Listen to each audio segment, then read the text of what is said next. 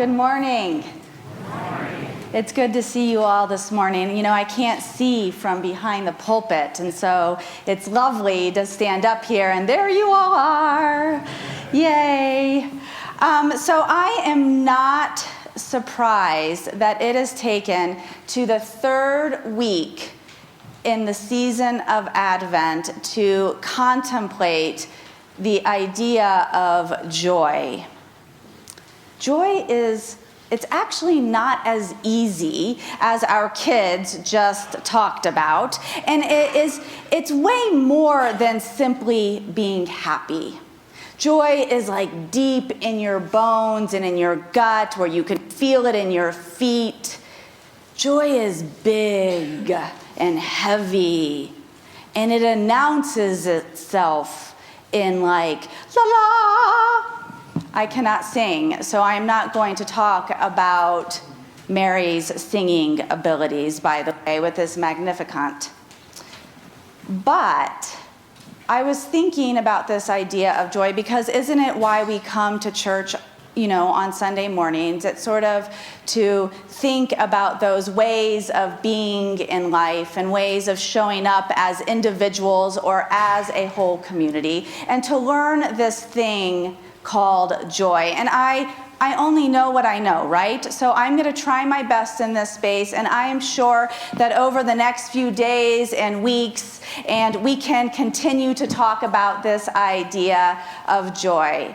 But I was thinking about the way that I show up in the world. I never have big goals, ever in my life.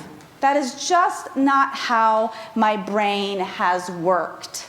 I never knew that I would be up on this chancel being a minister. I never knew that I would get my doctorate, but rather I just show up in the day or in the week, maybe a month, but not much more than that, and try to make the best choices I can make today. Try to do the best thing I could do today. Maybe have these micro habits that are effective. These little itty bitty habits that are effective, that I do over and over again. And they're effective because they compound. They stack on each other. And so then once they stack and once they compound, then maybe I can get to a place, and then maybe the church community can get to the place that they eventually want to be. Because these micro habits, they affect the individual, but we also can do it within a church community to shift a culture or an identity. And so I was thinking about these micro habits, these effective micro habits.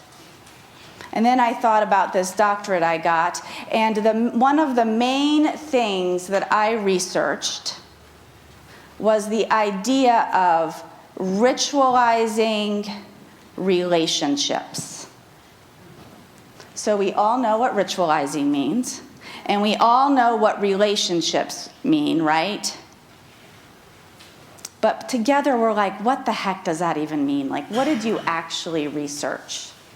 And so we know these things in our society already, these traditional ritualizing of relationships, like weddings. Those are ritualizing of relationships, or even baptism, the person's relationship with the church community. That's ritualizing relationships. But I didn't come up with this term, ritualizing relationships. Scholar Marjorie Proctor Smith came up with it, and what she meant was this. Ritualizing relationships, like our traditional rituals, always have God and the sacred and the holy in the center of it, right? But the difference is the ritualizing relationships that she's talking about is that they are grounded in the lived experiences of the two or more people that are creating that ritual together. They are created out of the lived experience of the person.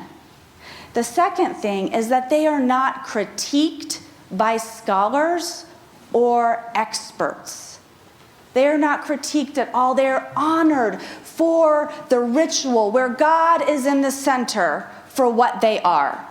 And the third thing about these ritualizing relationships is that they emancipate the people that are practicing the ritual, meaning they free them from whatever bondages they feel tied up in. It might be the societal norms. It might be the church of their upbringing. It might be their family. Whatever you feel like you are in bondage, enslaved around, where you feel stuck. These ritualizing relationships that are created by the lived experience emancipate the people. And so I began to think of Mary and Elizabeth, these two women from the first century. There's Mary, who is maybe 13.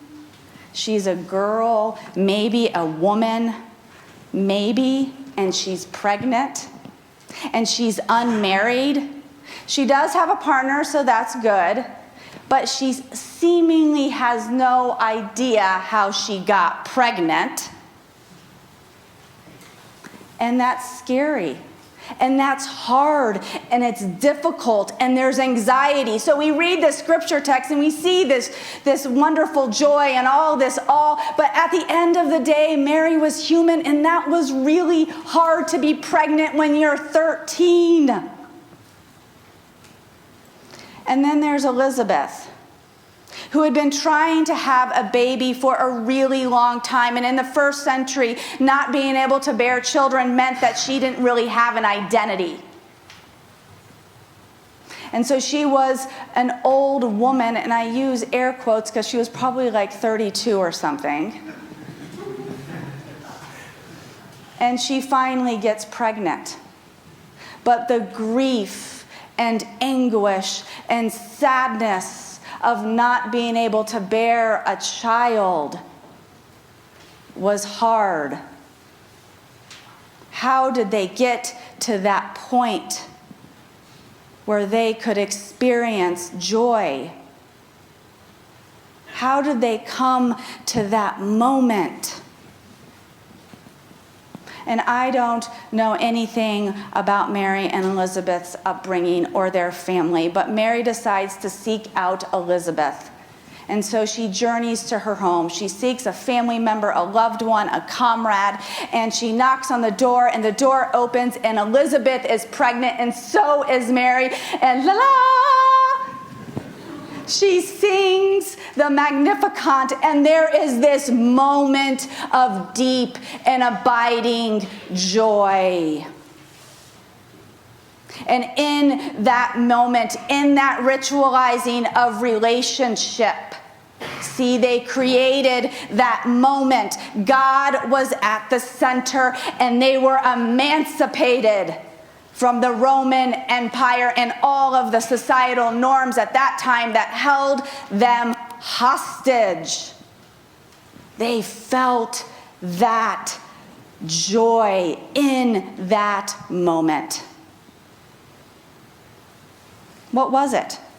I don't know. What I know is in the first century, they didn't have as many distractions as we do today in the 21st century, or at least I can imagine that.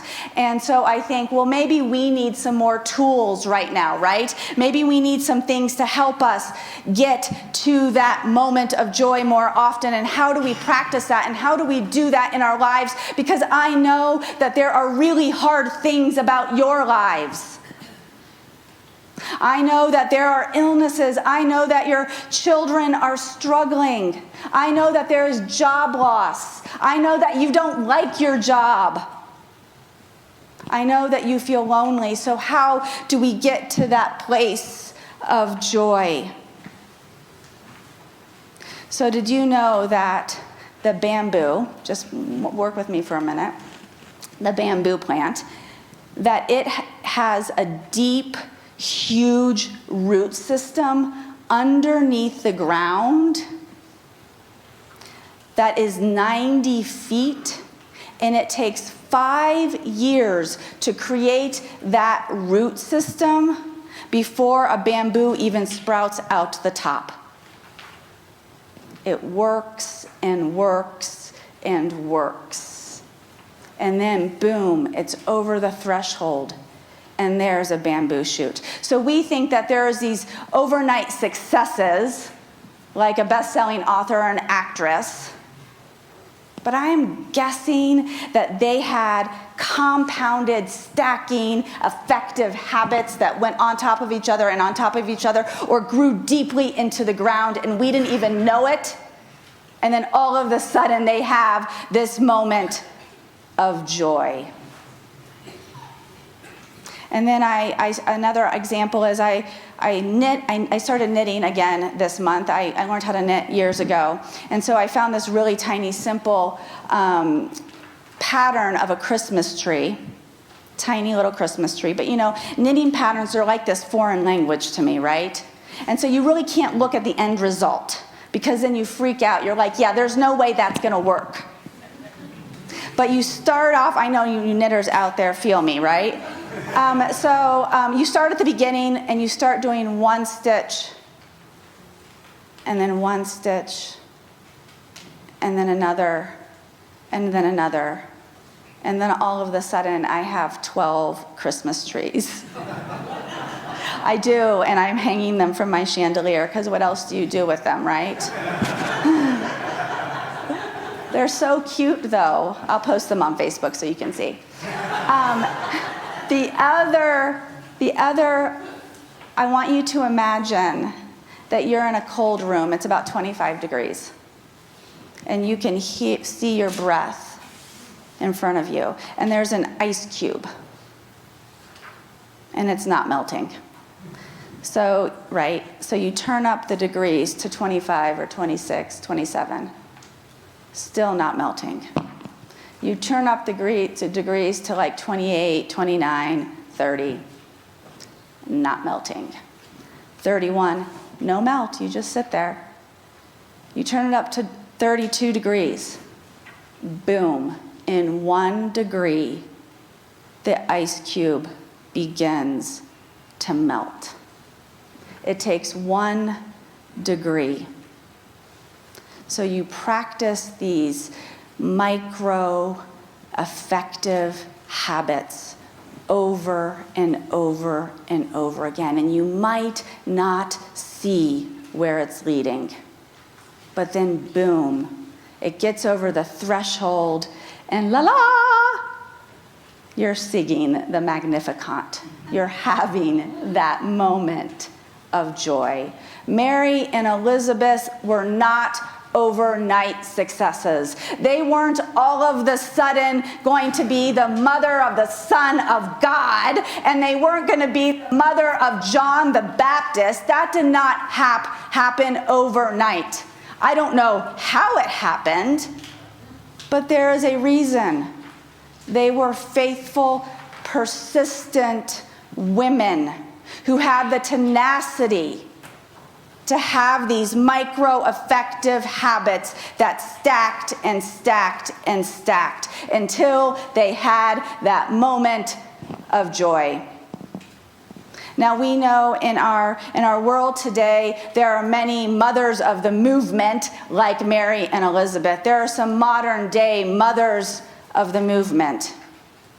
I saw a clip where there was a group of Palestinian mothers and a group of Israeli mothers, and they were coming together to protest and rally, saying, "Don't kill my children." Did the war in Gaza stop that day? No. But they show up day after day, this renewed habit of rallying and protesting for justice and for good and for turning over tables and disrupting the Roman Empire and doing good for the world. And they just show up day after day after day to do that work. And then in the Christian Century this month, there was actually an article called The Mothers of a Movement. And it was about a few mothers, black mothers.